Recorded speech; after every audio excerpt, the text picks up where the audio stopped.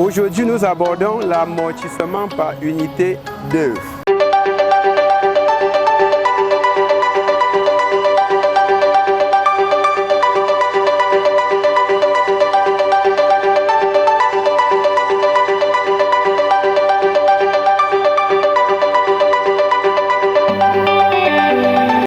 Salut à tous, bienvenue à Blessing Business Academy, votre école de formation métier.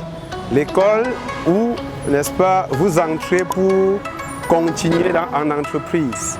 Et bienvenue également sur notre page où justement nous avons décidé de mettre à la disposition des Camerounais et des Africains un ensemble de connaissances sur plusieurs formats à travers soit les 100 jours pour maîtriser sans définition ou encore nos chroniques comptables et fiscales. Aujourd'hui, nous allons aborder la 17e journée.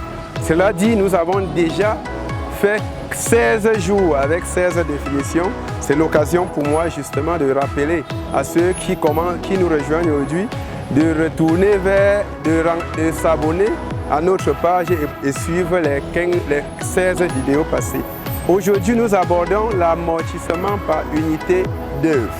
Alors, à la 16e journée, nous avons défini l'amortissement comme le fait d'étaler le coût d'un investissement sur une période. Et bien évidemment, nous avons défini la dotation aux amortissements comme la constatation comptable, n'est-ce pas, de la dépréciation d'une immobilisation. Aujourd'hui, nous allons aborder l'amortissement par composante. Il faut dire que jusqu'ici, nous avons entendu parler plus de la dotation de l'amortissement linéaire, de l'amortissement dégressif et depuis l'entrée en vigueur du nouveau droit comptable, OHADA, nous avons l'amortissement par composant, par unité d'œuvre. Alors, c'est quoi l'amortissement par unité d'œuvre? Pour un bien, le législateur a trouvé qu'il était pertinent pour des biens qui ont des durées de vie précises ou encore des biens qui ont une quantité de production, n'est-ce pas, précise, d'utiliser plutôt d'autres éléments ou critères pour amortir et non simplement le temps.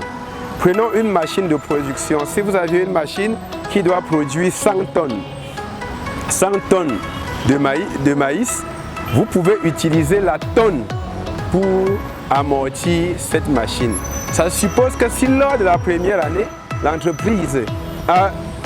la machine a produit 35 tonnes, l'amortissement de l'année sera 35, le ratio 35 divisé par 100 multiplié par le coût de revient. Prenons un cas beaucoup très simple. Imaginons l'acquisition d'une machine de production des sachets d'eau. Cette machine a une capacité de produire 500 millions de sachets d'eau. Et après, le fabricant garantit la production de 500 millions de sachets d'eau par cette machine. Si vous étalez, n'est-ce pas, le coût d'acquisition de cette machine sur 10 ans, vous allez amortir 50 millions l'an. Or, il est plus pertinent d'utiliser la quantité de sachets d'eau produite comme unité d'amortissement.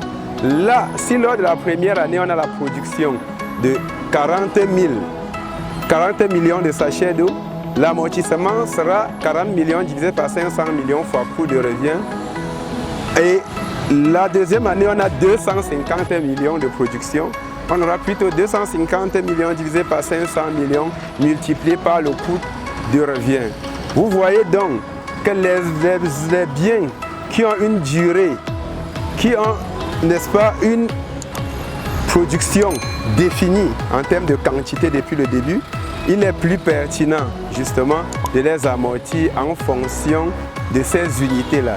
Il peut également s'agir justement du matériel d'éclairage qui ne peut, n'est-ce pas, éclairer que 1000 heures. Si vous avez un matériel qui ne peut fonctionner que 1000 heures, chaque période, vous pouvez utiliser l'heure de fonctionnement pour amortir. Et pour chaque période, on mesure ou encore on calcule le nombre d'heures de fonctionnement, qu'on fait le ratio par rapport au nombre d'heures totales de fonctionnement pour calculer la quote-part du coût de revient à imputer n'est-ce pas, dans le compte de résultats de la période concernée. Merci et à très bientôt à Blessing Business Academy pour votre certification et à la prochaine journée. On se revoit à la 18e journée pour aborder une nouvelle définition.